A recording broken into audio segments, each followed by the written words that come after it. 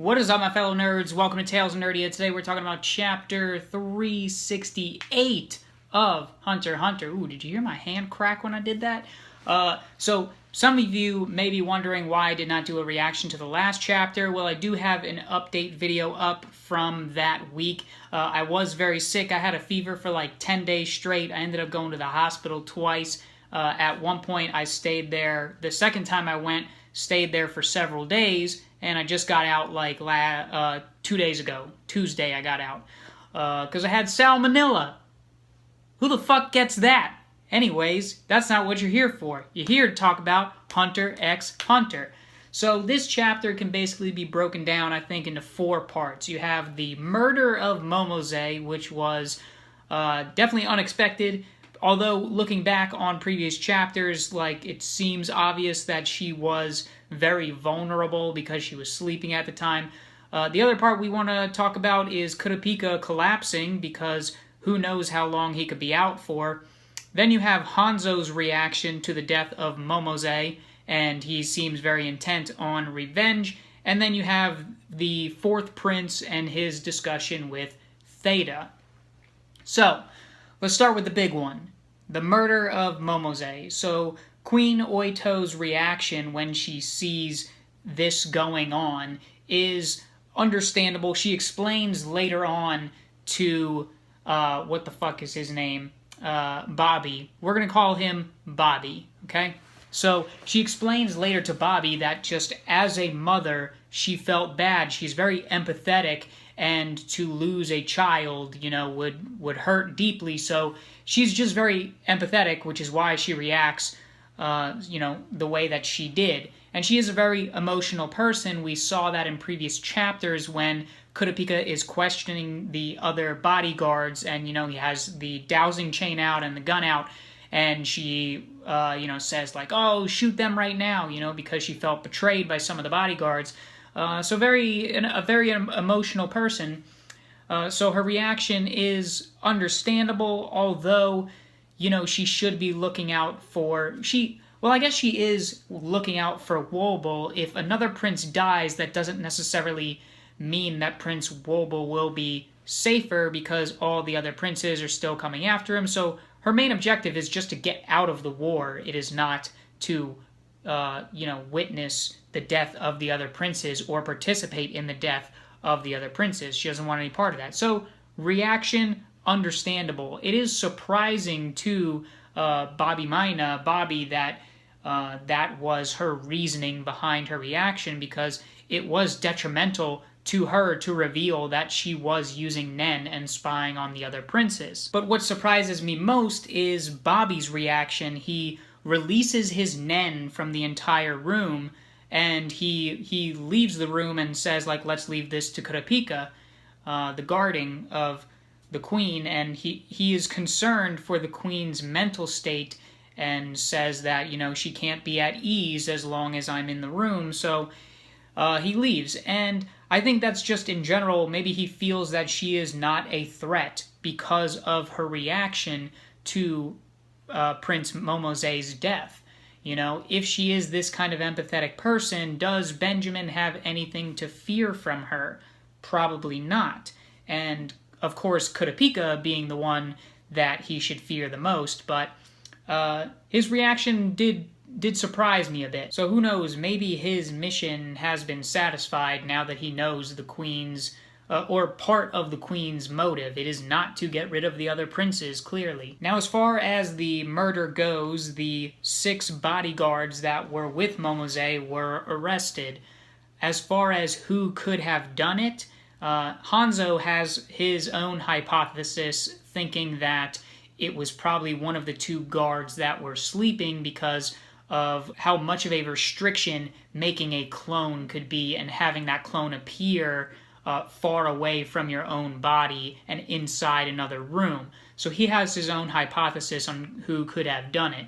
Now, we actually got to see the back of the head of the person who did it, and out of all of the bodyguards that were guarding Momoze, one of them who was near the door, who was actually guarding the door last time we saw him in chapter 366, and that was one of the second queen's affiliates, one of her bodyguards that is assigned to Momoze. I believe his name is Knee Paper. So just looking at their hair, I believe it is this Knee Paper guy. So what are these second queen's motivations for doing this? Well, first of all, let's go back to that page on chapter 366.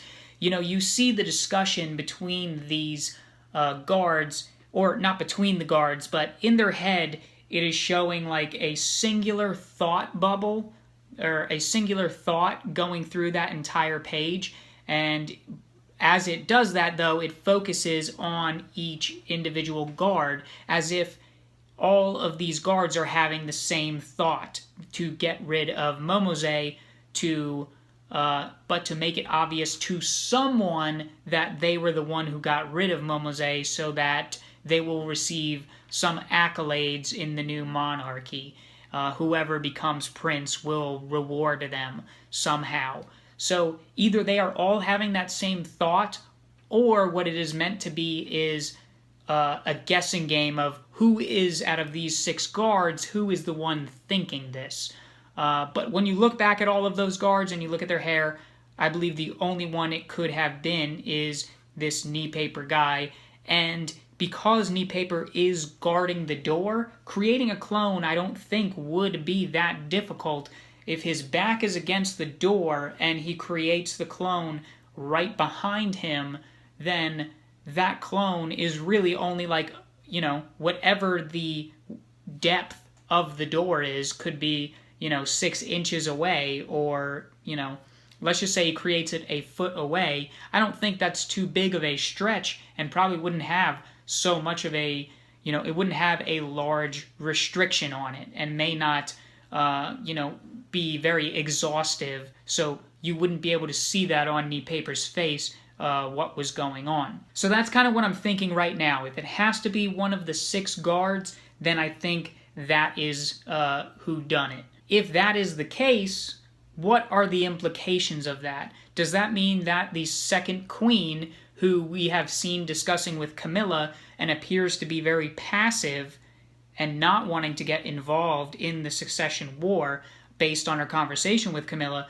is she actually taking action? We do know that she is gathering information because the second queen and the first queen's guards are sharing information, so she is somewhat involved, even though she says to Camilla that she doesn't want to be. And when I look back on the second queen's conversation with Camilla, Camilla is discussing getting rid of Benjamin, and then asks her mom to get rid of, or to get close to, Hulkenberg to help her get rid of Hulkenberg. Now, what I didn't realize at the time is the second queen, her children are Camilla, Lucidus, Tubepa, and Hulkenberg. She has the most children with the king. So, very strange dynamic amongst those group of siblings, because Camilla wants to go after Hulkenberg, who is her full brother, not just half-brother.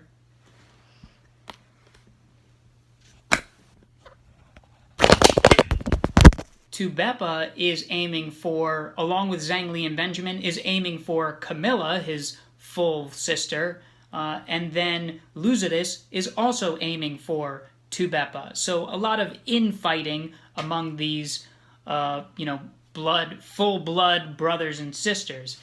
So an interesting dynamic in this family. So if it is the second queen's bodyguard that did assassinate Momoze, that means that the conversation we saw between Camilla and the second queen, that the second queen is actually hiding her emotions and her true intentions in this succession war.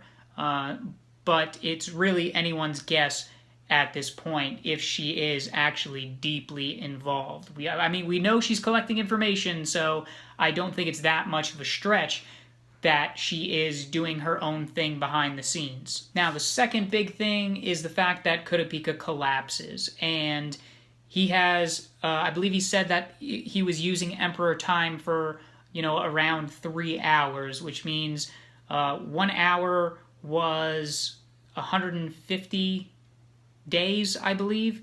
So that would mean over a year of his life has already been taken off. So 450 days. So a decent chunk of time has already been taken off his life.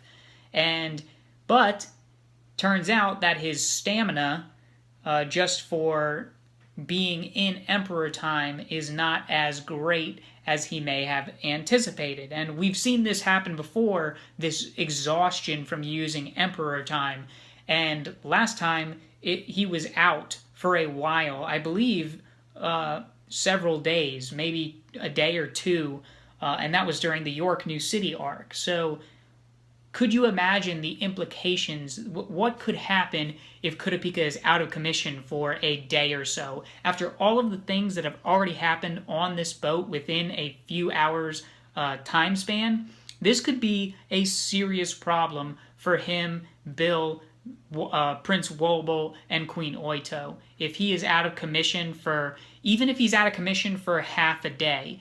Now, when Bill was on the phone, he did say that we'll start at 9 in the morning, and I believe he was talking to one of the princes, talking about when the Nen training that Kurapika is going to do, when that will begin. So he better hope, well, we all better hope that he is better by 9 o'clock the next morning at the very least. But if any of the other guards that are with the 14th Prince right now, if any of them see Kurapika not doing well, they could take advantage of that, and this could really spell trouble for Prince Wobble. And then, of course, Bill would be the only one truly there to protect Prince Wobble, although I believe that Zhang Lei's bodyguards probably, they do have a truce there. It would be easy to sever those ties pretty quickly and get rid of the 14th Prince. Then they have no debt to the 14th Prince, even though Kurapika shared his information on Nen with them. So Zhang Lei is a bit in their debt.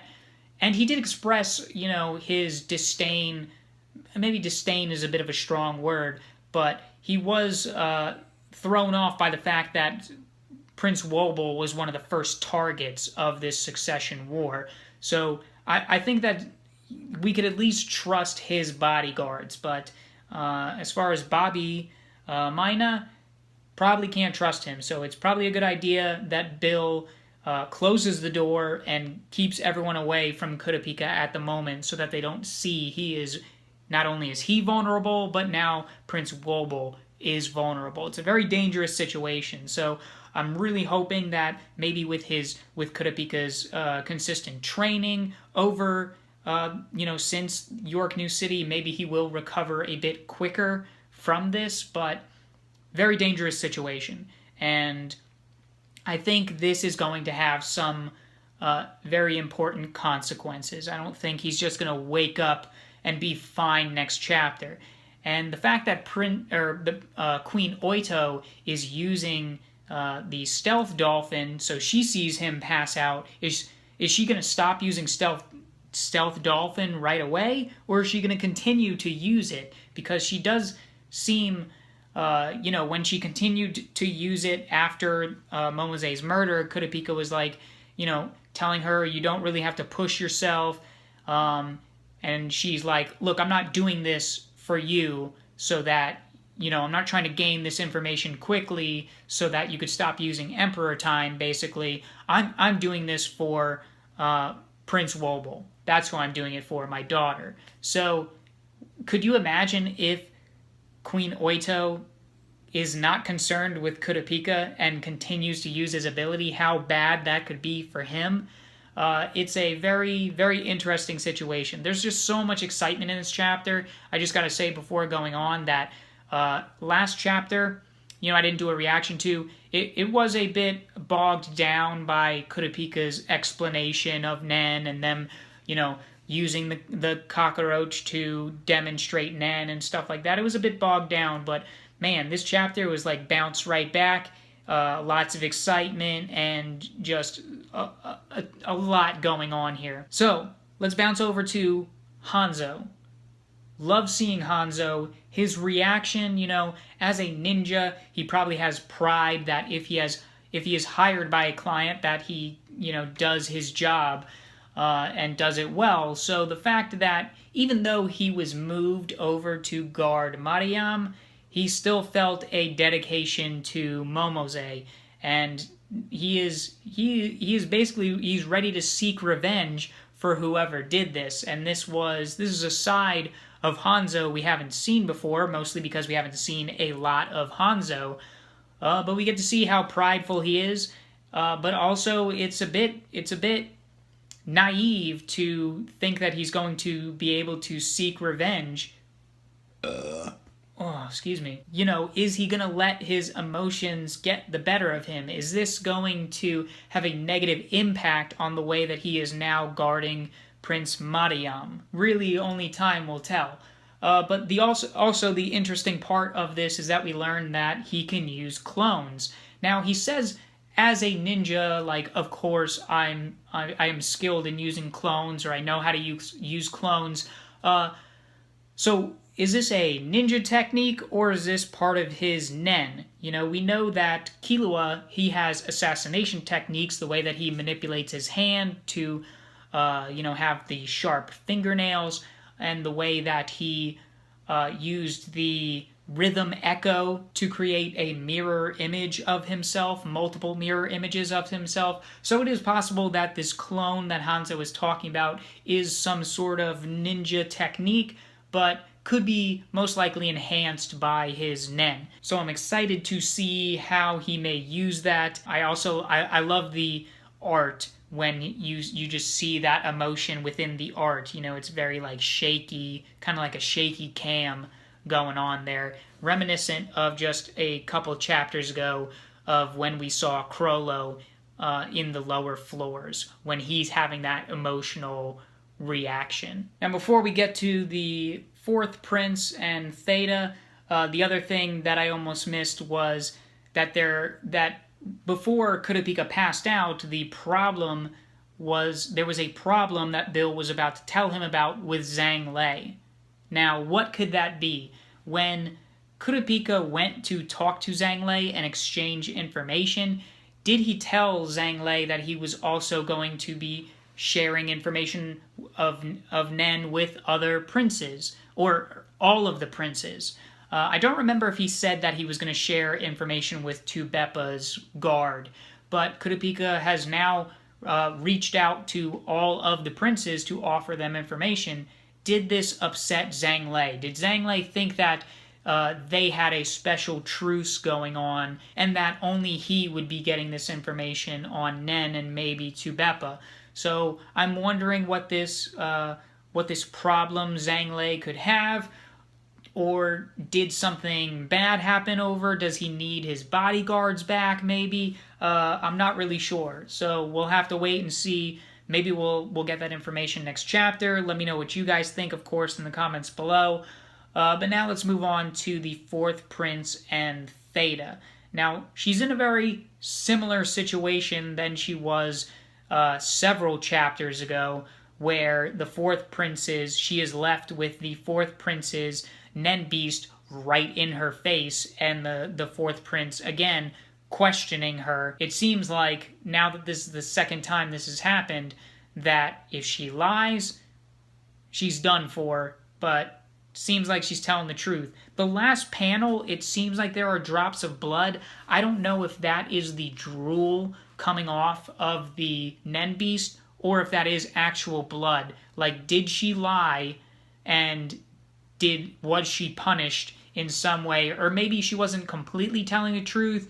Did the Nen Beast, like, just injure her?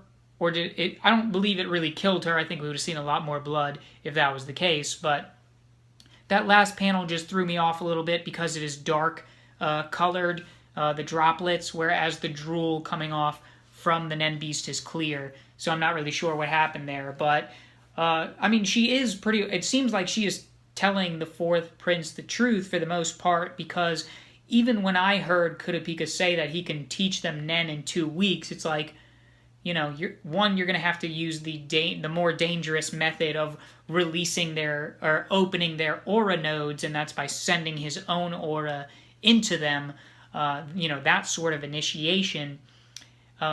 So he's going to have to do that and have a very aggressive training regimen for all of them to be able to gain the basics of Nen within 2 weeks. Unless, of course, they're all fucking geniuses, like Gon and Killua were, and now apparently the fourth prince, who has mastered or is gaining a good sense of Gyo already, which is just crazy that he's being able to do this in half a day. So I really feel like the fact that he has a Nen beast that is already like feeding off his aura, maybe that helped open his aura nodes a little bit.